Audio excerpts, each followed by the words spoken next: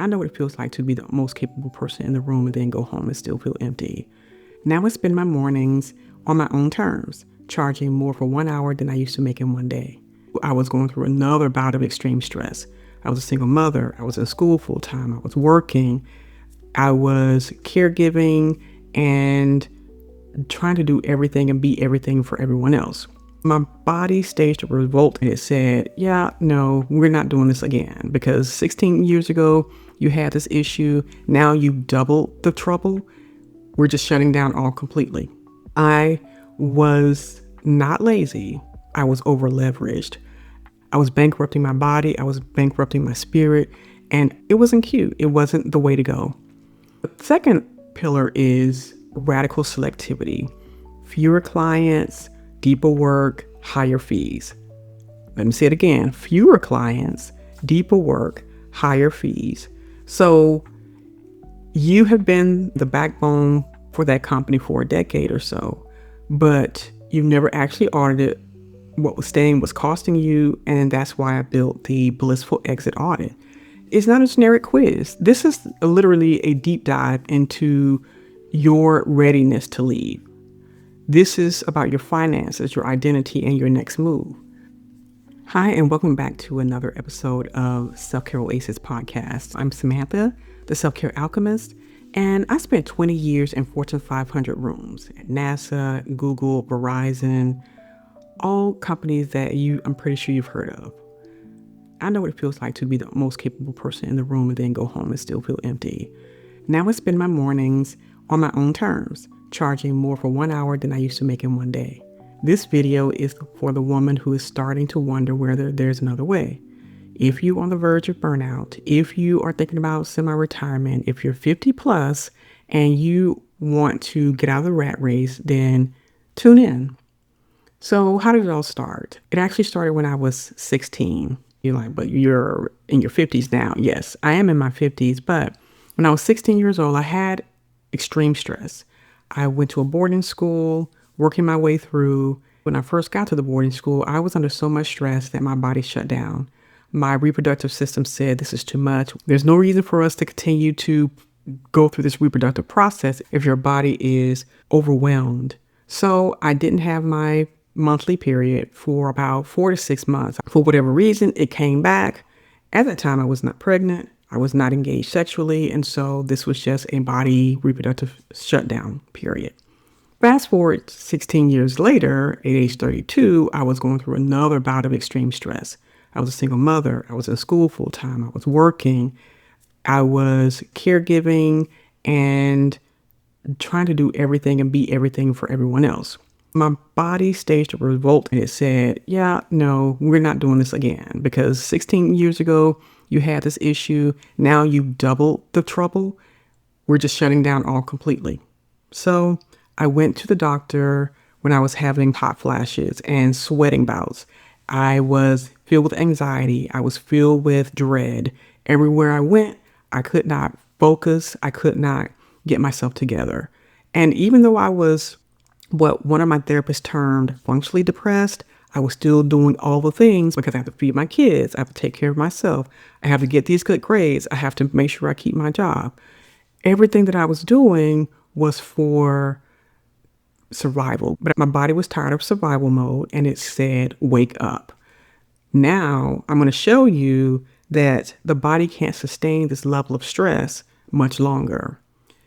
I went to hormonal imbalance at a very early age. My doctor recommended HRT, which at the time I wasn't too keen on doing because I didn't believe in the science at the time. And there was a lot of warnings that I wasn't willing to take a risk on my body for. So I looked for ways to manage it all on my own. I went back to my natural roots and started researching about herbs and supplements. And so I got on a few things and that really helped manage my symptoms. But managing my symptoms was not enough. I was not lazy. I was overleveraged. I was bankrupting my body. I was bankrupting my spirit. And it wasn't cute. It wasn't the way to go. Fast forward through the next 10, 15 years, I found myself again and again in this space of burnout, again and again in the space of overwhelm and over leveraging. I finally got to the place where I said enough is enough. I'm not doing this anymore.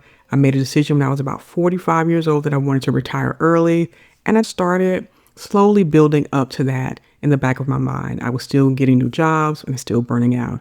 I was taking breaks, but going back. This cycle I was going through wasn't sustainable, and I needed to do something different. If you're still grinding at a company that doesn't see you the way you see yourself, stay with me, because I was there. I was the smartest person in the room. I was taking care of not just my work tasks, but I was taking care of the mental load of a life of a single mother and a caretaker. You probably can relate to that. So what we need to do is reframe what success looks like. There's a myth that says soft life means doing nothing. Believe me, I'm not doing nothing. I'm just doing less. I'm doing it on my terms. It means doing the right things for the right people at the right time. This is what soft life is. Now I am working a few hours a week, maybe 15 hours a week. I get to charge premium pricing, and it's work that I really enjoy doing. This is not about creating another job for yourself.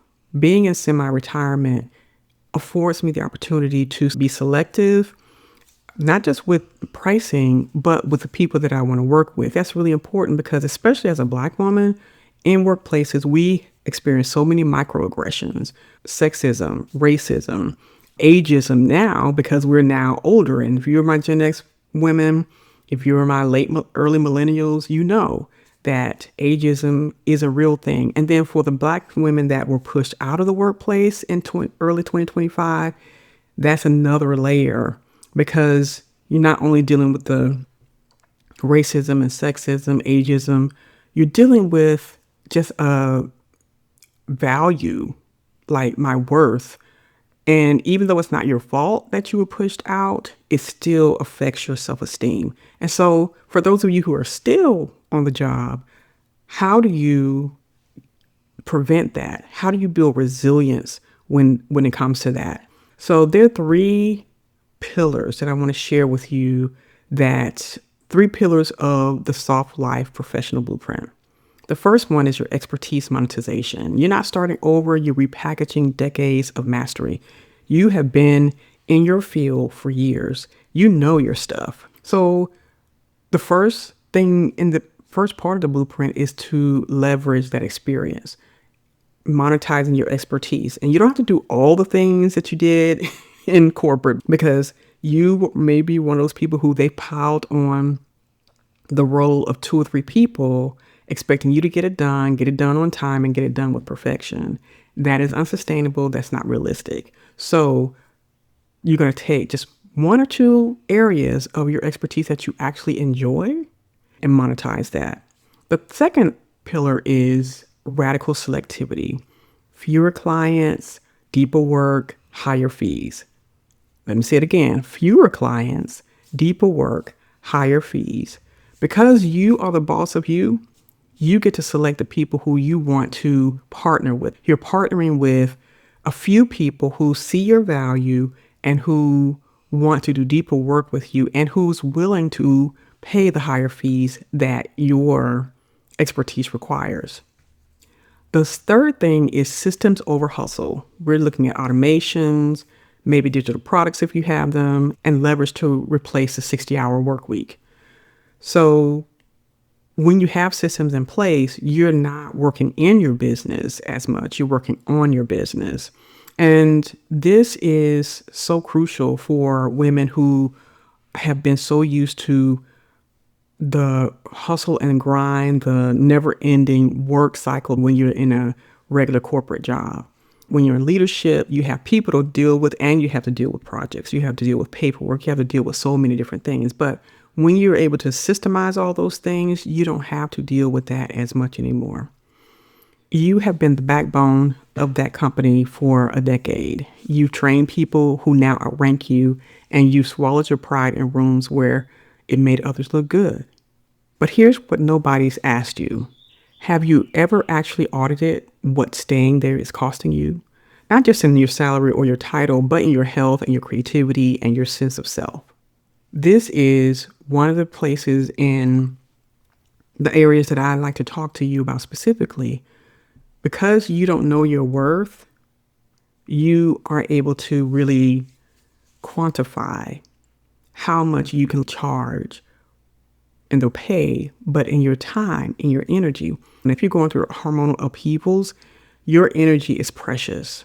Your time is precious. If you are holding on to your job because your identity is wrapped in it, because you've had so many years of experience and promotions, but the reality is you capped your income because you've been living by the ceiling that a corporation has put on you.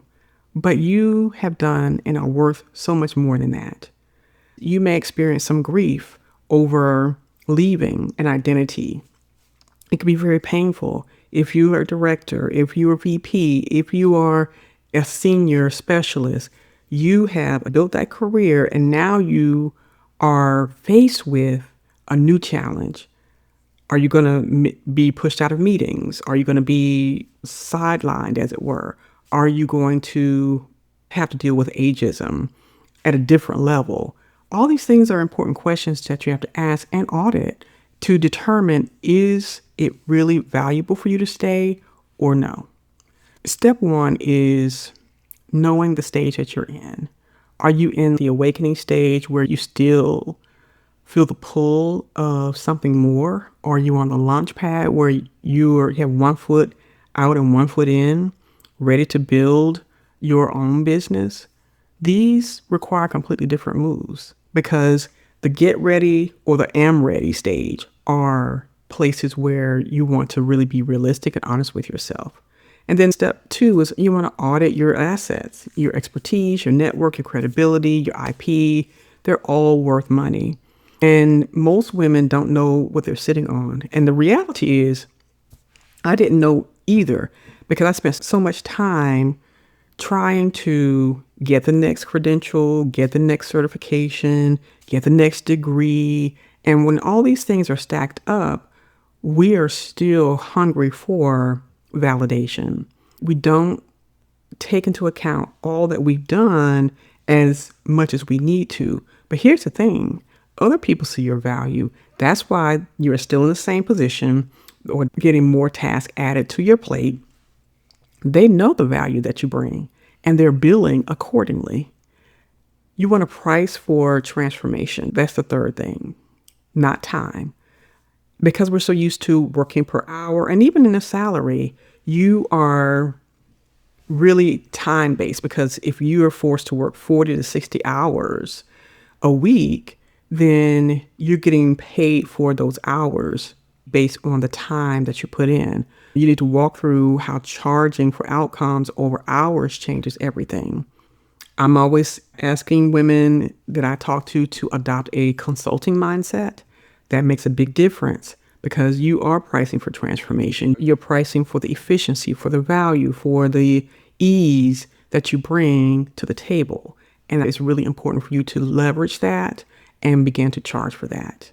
And then the fourth step is building the bridge and not leaving. You don't want to quit and hope. You want to build revenue before you leave. I recommend that highly. That's what I did. I built my consulting business while I was working so that I could remember that my time, my contributions are valuable. I started to build this while I was working my regular job. And it made such a big difference because it got me out of the mindset of an employee and started putting me in the mindset of a consultant so that I'm seeing my value more and more, even on the job. I am no longer going into meetings and waiting for them to tell me what to do. I'm making recommendations. I am now giving them almost a strategy so that they can make their processes better. They can make their entire workflow better. So you want to keep that in mind and really ask questions. How much is my time and talent and skills worth? That's important to know. So you have been the backbone for that company for a decade or so, but you've never actually audited what was costing you. And that's why I built the Blissful Exit Audit. It's not a generic quiz. This is literally a deep dive into your readiness to leave. This is about your finances, your identity, and your next move. In this audit, you begin to know which stage you're in, the awakening or the launch pad.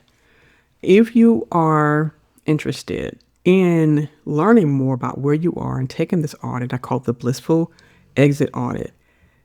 The link is in the description and pinned in the comments. So download it and spend about an hour of your time with truth and find out your next 3 moves. If this resonated with you, share it with someone in your circle who is brilliant, burned out, and ready.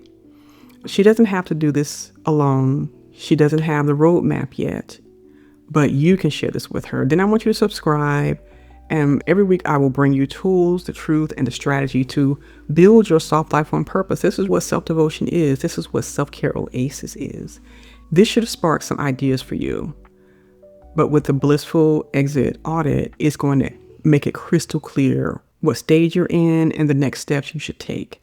So go ahead and click the link in the description and download the Blissful Exit Audit so that you can get a clear picture of where you are, especially if you're ready to head out the door. You deserve this, and I'll see you in the next video.